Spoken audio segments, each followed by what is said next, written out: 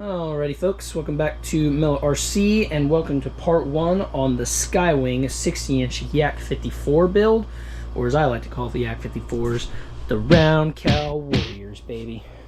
It's a fancy nickname I kind of came up with for some reason. I don't know why I thought of it. I don't know if it's catchy to y'all, but it is to me, and I think it fits the description of this airplane really well. But besides the point, let's go ahead and get right into part 1 with airframe prep. So basically, if you do these steps that I'm about to explain and do this airframe myself, you're gonna have the plane last a whole lot longer for you, as well as it looking nice and pristine, making your fellow flyers jealous, if you know what I mean. Ha ha ha. But anyway, let's go ahead and get right into it. So the first thing I did, or the first thing I do with a plane like this, is I grab all of the wings, elevator, cowl, canopy, and all that stuff, and just do dry fitting and make sure everything fits. And if parts need just a little bit of adjustment, I can do that while I don't have to worry about servos or nothing. My only goal is just to make sure to get parts to fit exactly right, which on this airplane the only thing I needed to adjust was one of the servo connectors here. One was just a little tight fitting for my liking, but other than that, just a little bit of sanding on it and it slides in and out really easily, and everything else just fits absolutely nice. So that was the only type of adjusting I had to do to dry fit this thing together, and everything's great. So after I did that, I go ahead and empty out all the hardware bags into kind of separate containers depending on their category, which with this airplane it's ridiculously low. There's motor mount or hardware there, wheels and associated hardware with them. These are all the push rods, ball links, and the control horns, just basically all the control associated with hardware just in that bin. And then this is just random screws, nuts, and bolts, which as you can see this airplane is so minute, like you don't have to usually worry about those things. So this thing's going to go together really fast. I'm really happy about that. So after that, we are going to go ahead and pull out this thing. Let's see how many of y'all can remember this from your old kit building days. In case nobody knows what this is called, this is a covering iron. It gets hot because covering is sticks to your plane through a heat cycle, and that is how the covering is attached to a plane. But why we want to do this is because this airplane has been on a shipping container, on a boat through various climate changes, and that just in general tends to loosen covering, especially when you pull it out of the box and maybe let it set for about a day. Here are just some examples. I've got some wrinkles here. I don't know if I can get that. Yeah, right there. I got some wrinkles there I need to iron out. This is just after sitting about a day. There's some here. There's, just some general wrinkles, which this is perfectly normal. It's just, the wood is expanding and contracting to my particular climate right now. And so the best thing to do while we have no electronics or no anything to worry about is just go over all the seams and get all those wrinkles out. Wow, because it's the greatest step you can do, or it's the best thing you can do to make your covering have a really nice finish throughout its life. So with that being said, let's go ahead and plug in the iron and get started on making sure this covering is really nice and stuck down.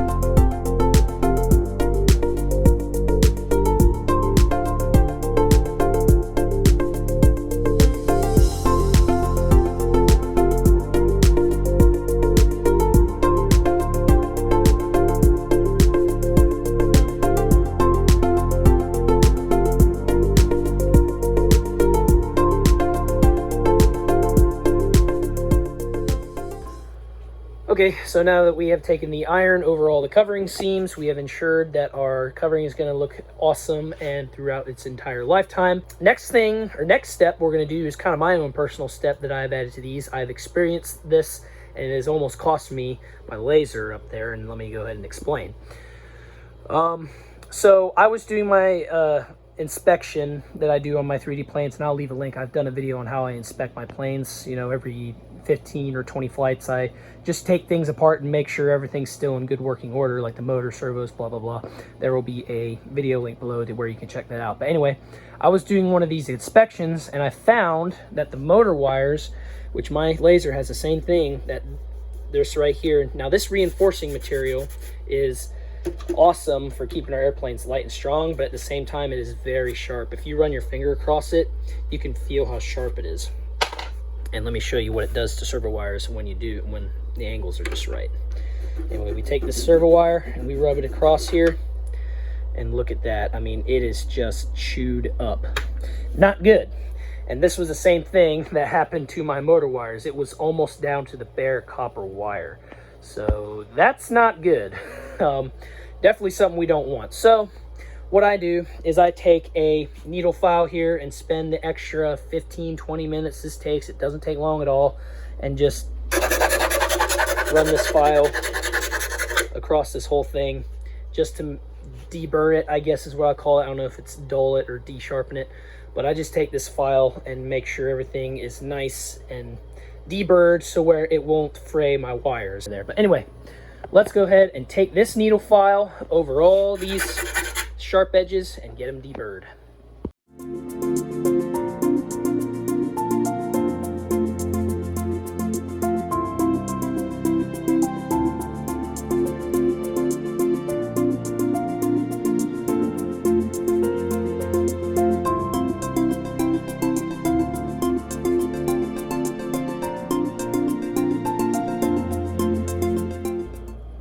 All right, now that our fuselage is successfully deburred, I can have confidence that I will not have a frayed wire throughout this plane's life, and that is why I do that step, just to make sure that my wires are going to survive.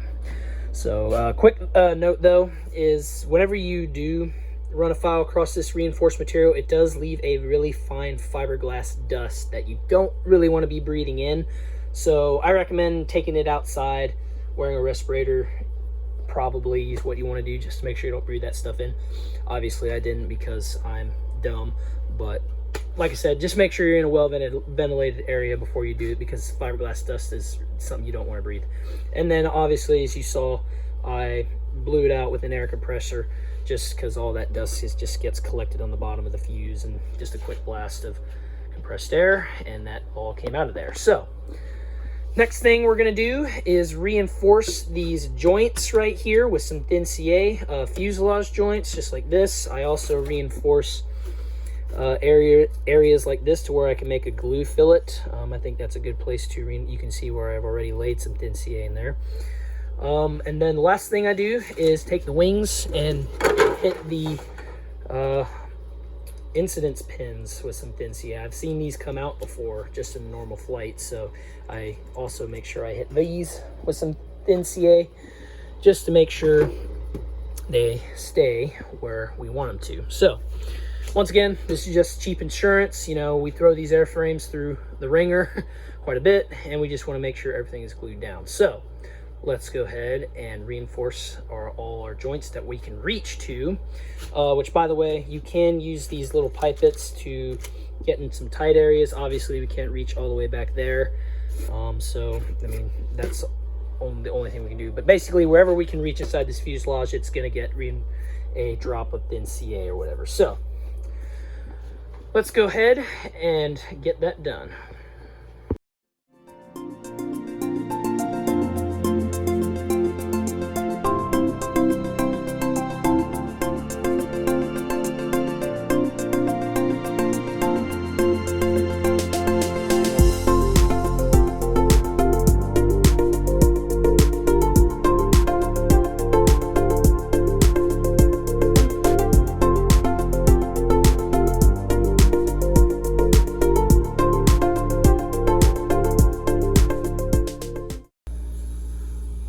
so now that we have gone over all the joints you can reach with some thin CA, we can now move on to the final step of airframe preparation. This kind of comes more into electronic preparation. I go ahead and pull out the servos of the box. Once again, I'm using KST X15 1809s for this project. And I go ahead and plug them into a servo tester, which I only have 3 slots. That's why the 4th one's not plugged in. But I plug a battery to them and I let them cycle for at least 2 minutes and make sure everything is working properly. Make sure that none are getting unusually hot or warm, and make sure there's no hiccups in them, because the last thing we need on a plane like this is a servo failure. And then at this point, I like to go ahead and power on my radio and get a switch warning new model set up. Obviously, like as you can see, I already got it set up, and with this fancy X20, I can put the picture of the actual plane in. How cool is that? Which, by the way, if you guys want a extensive or more information about this radio, go ahead and let me know in the comments, and I can do a kind of general walkthrough of it or a review. And like I said, I've been testing this thing for about a month now, and I've been really liking it. So if you guys want more detail about this radio, just let me know in the comments below, and I can make a dedicated video to it. But like I said, make a new model, which I'm not going to go ahead and demonstrate how this is done, because you know, every radio is different. But go ahead and set up a new model in your radio and get that all done. But anyway, yeah, we go ahead and test the servos real quick, which, you know, this is probably not video worthy, but I'll go ahead and plug the 4th servo in, make sure it's working great, and then I will move on to the next step.